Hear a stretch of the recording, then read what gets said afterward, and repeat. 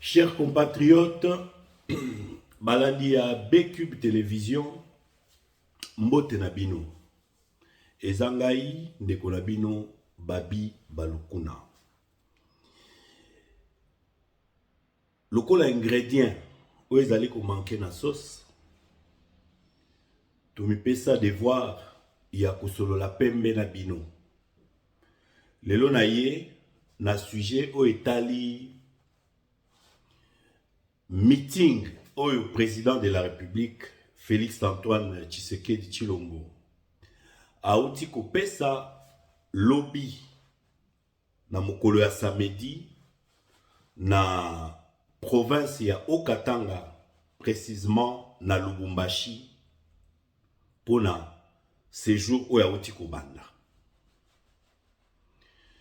Mingi analyse nanga eza ko porter sur déclaration ya président Tshisekedi sur constitution.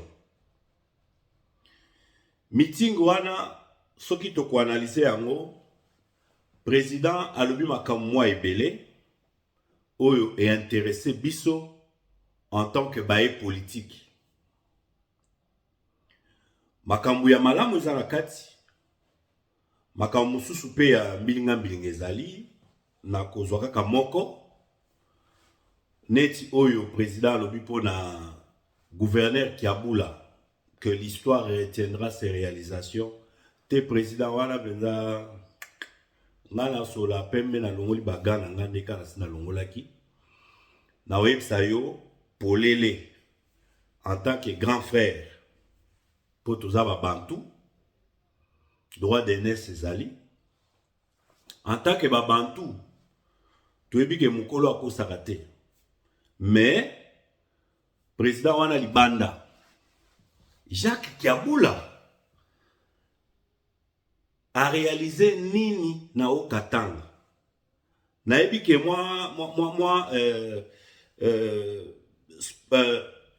compétitivité politique et koko sala ke il faut ndeko Moïse Katumbi azwa bibotu na ye, mais bibotu ya Katumbi en utilisant élévation à Kiabula te biso ba oyo to travailler na Kiabula to boyango. Muto yaza à mesure ya ko gérer na nos regroupements politiques na été. Réunion te, leadership amorphe, député national atamoko abima kuna te par manque de stratégie politique ya Kiabula. Ba député provinciaux oyo a négocié qui pour akobima gouverneur toyebi yango. Et le regroupement est tel qu'il est. Élection eza kokene masimanimba. Ba candidat baza délaissé. C'est ce Jacques Kiabula là que le président a quoi que ça va katange que histoire et que se souvenir na non président.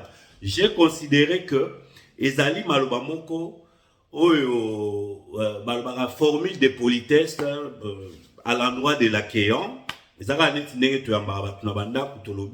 Soyez les bienvenus chez nous, faites comme chez vous. Quoique président de la République partout mais gouverneur, bon, peut-être merci pour l'accueil, mais ma parole wana président makasi. Histoire à Congo, histoire moi souffrir mingi, excellence. Histoire à Congo, ba Congolais ba souffrir trop. Et puis, il y a des mensonges, kota trop dans l'histoire du Congo. Des personnes qui ne devaient pas être élevées ont été élevées en tronquant l'histoire, justement. Moi, je ne peux pas non plus accepter, après avoir côtoyé Kiabula dans le cadre d'un travail politique, où il a été incapable, Nandi Make, président de la République. Ayako kumisa muto esengeli ba kumisa te. Na telemi wana na kani parenthèse na kuyana ba détail na mo. Mais na zongi na discours ya président de la République sur la constitution. Monsieur le président de la République a été clair. Nalobaka yango pour une fois. Pour une fois, je vais dire des choses. Tous les membres de réunion sacrée. Pour une fois, je vais dire des choses positives. Nalobaka yango président azalaka très mal entouré. So botali na Kisangani, première dame azalaka te. Je suis très sûr que discours ya Lubumbashi, présence ya ndekonanga Mama Denise Nyankero et jouer rôle. Merci Mama Denise. Parce que Soko Zali, président, avait Yagana Makamboazo Loba. C'est ça aussi le rôle de la femme. Na ko profiter na rappeler na ba maman. Boza na rôle ya ko jouer pe na ba papa. Papa o azana respect considération à moi si nae. Soka tamboli na moi si nae ako buka lokutate. Soki atamboli na madame nae. Akosala ba promesse ou akosala effort pour tenir. Namoni yango. Bandeko bazo senga biso to sala ba vidéo mikuse. C'est bien. Mais nga na influenceur te. Genre papa bolinga ba mama fo boye ba mama bo sala boye. Na influenceur te. Nga nazali journaliste na niveau de profession. Mais Nazali, acteur politique, président d'un parti politique, leader d'opinion. À ce titre, nous devons prendre la peine, il y a qu'à éveiller population nabiso, qu'à éveiller peuple nabiso, qu'à fongo la mémoire, il y a peuple nabiso sur les enjeux politiques. Yango, tant on sous ma vidéo nabiso, ils alaka moi milai. Si vous voulez les influences, tout ça, il y a des gens qui le font bien en 2 minutes, en 3 minutes. Nous, c'est pour ouvrir la compréhension des gens, c'est de la pédagogie politique. Par rapport à cette pédagogie politique, nous devons nous étendre pour être bien compris. Quand bien même le message en peu de lignes, vous le comprenez. Message Nabi Swalelo Zalini. Le président Tshisekedi a été clair. En tant que garant de la Constitution, il n'y a rien et personne qui lui interdirait sa démarche de retouche de la Constitution. Tobeti Maboropo, il a été clair. Maintenant, ce qui revient aux acteurs politiques de tous les camps, c'est de se dire, il n'y a plus de débat. Il y a qu'est-ce que la Constitution vous allez la retoucher ou pas. Débat on a, Yemoko, Mukolo démarche à confirmer biso la nation congolaise na Katanga na Lubumbashi que Moutako Pekisaye azate. Toyebi sikoyo. Lokola toyebi invitation na kopesa. Et puis il a été précis. Dans sa démarche, il s'agit d'une révision. D'abord, mais avec la possibilité, il y a un référendum pour tes populations à décider si nous allons en rester à une simple révision ou passer à un changement de la constitution. C'est-à-dire, bah, l'ongoli constitution, bah, kotisi asika. Dans les deux cas, et l'autre est que sa biso, ba politique, biso, ba otobundi, pona changement, biso, ba otobundi, to koti boloko, to zui makambu ya ndenge na ndenge, pona démocratisation, likambu ezalaki kobangisa biso ezalaki nini? Ezalaki que na sima ya likanisi wana ya retouche to pe changement ya constitution, likanisi ya ko s'éterniser na pouvoir ezala na mutu ya Félix Antoine Tshisekedi Tshilombo. Surtout biso ba etobundi elingaki kozala soni pona biso ete mwana ya Etienne Tshisekedi wa Mulumba oyo abundeli démocratie, état de droit, akoma moko ya liboso tango pouvoir ango ezui bokonzi, hein, donc mouvance wana ezui bokonzi, abunda sika wapo yatikala na bokonzi na ngwende libela na libela. Elingaki kozala soni pona biso. Yango tozalaki na kubanga. Ya soni, tozalaki kubanga soni. Oyo mukili mobimbe koloba. Namoni débat wana ezwaki tina ba connotation ethnique tribal. Ya koloba baluba na bokonzi botala o balingi kosala. Soni wana tozalaki kubanga yango. Mesika olokola ye moko président. Ndenge na lobaki, tango atamboli na mama, moi ekenge ezali na maloba. Pour entourage, foin. Ye moko président, ye bisi biso alobi, azana etumba ya kotikala na bokonzi te. Tobeti maboko makasi.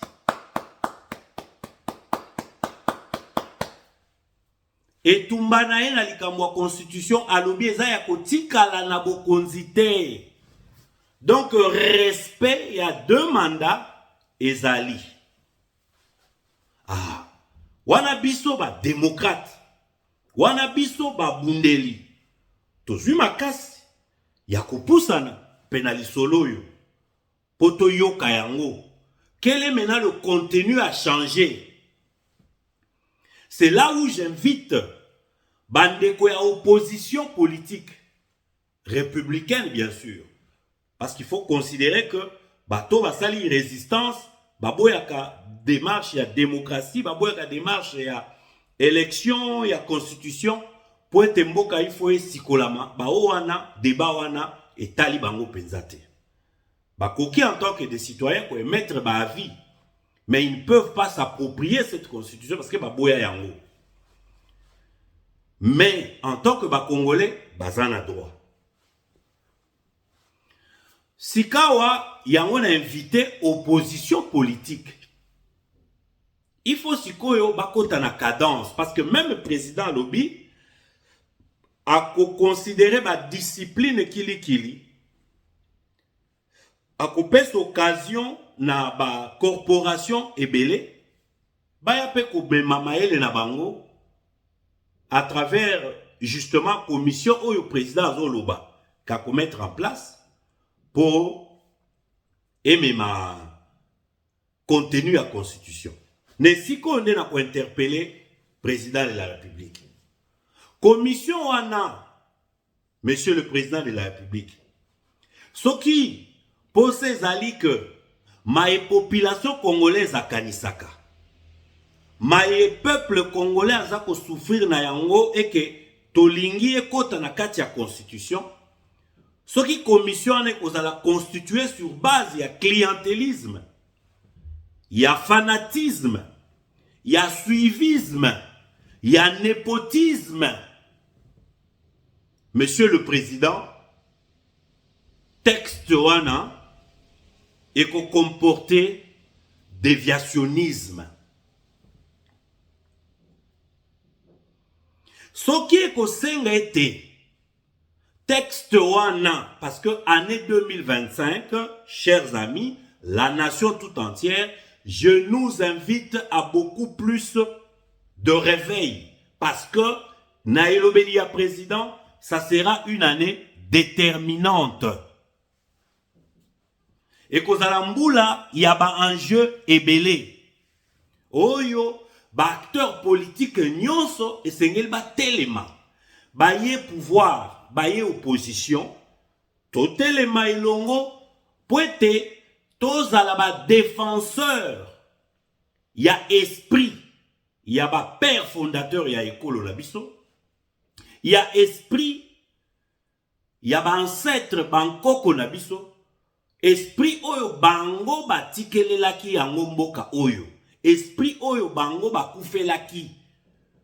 Souci oyo bango bakufaki na yango po na Congo. Nde yango fweza la imprimer na kati ya constitution oyo.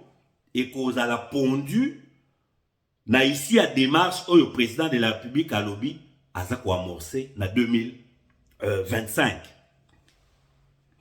Nde amona sengi bande kwa opposition débat ya keo bakosimba te basimba te tobosani débat wana.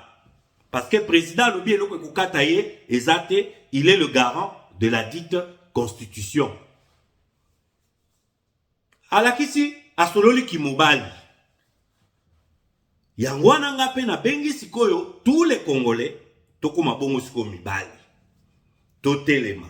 Ozalaka na opposition, bunda na kati ya opposition, pote, contenu oyo kubima.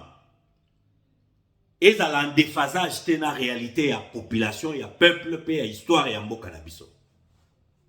Quels seront les articles à retoucher? Le président parle de l'article 217. Oui, il y a des histoires à boire et à manger dans cet article.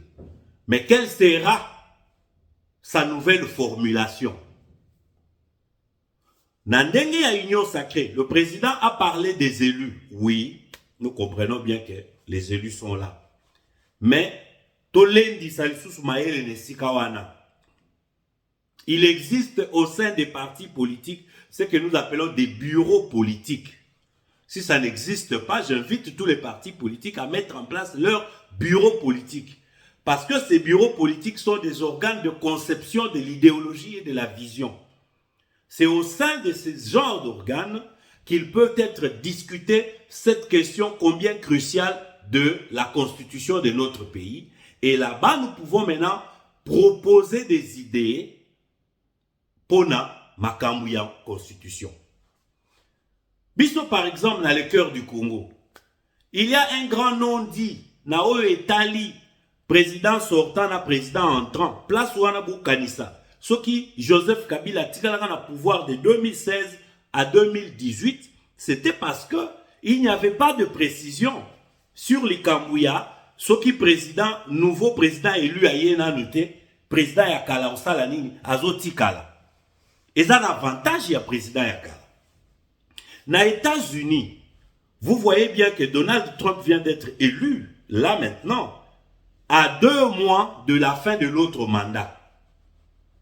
Et le temps de transition permet tous ces mouvements, ces oscillations. Il y a installation et un nouveau régime. Tant un nouveau régime doit s'installer, en 2 mois, on a déjà apuré toutes les tractations. Mais si on a la constitution, on a précision, on a fait ça. Calendrier électoral, à ceux qui 6 mois, et puis dans les 6 mois, on commence à courir, l'opposition n'a pas le temps de se préparer, la majorité joue comme elle veut, et puis les députés va comme nommé, et on arrive à un régime qui n'explique pas le pourquoi de la démarche. Tout ça là, ça doit aussi être retouché dans la même constitution. Voilà un peu là où j'ai dit que le débat devient passionnant, mais l'année 2025 s'avère une année révélatrice de beaucoup de choses. Tous les états-majors politiques, il faut côté les mains. Merci, na président, Ndenge Apesibiso précision. Tout ça qui n'a pas sa précision. Que Azana Kati ya etumba ya kotika la pouvoir te. Et les opposants politiques, botika pe débat wana. Parce que je l'ai dit, c'est vrai que les hommes politiques manquent parfois de la sincérité. Mais lelo, ma vidéo, est tikalaka. Président na Lubumbashi, abimisel biso, que ye, a kotika la kosa la 3e mandat. Voilà. Pona lelo, nasuki nangawana. Bon dimanche à nous tous.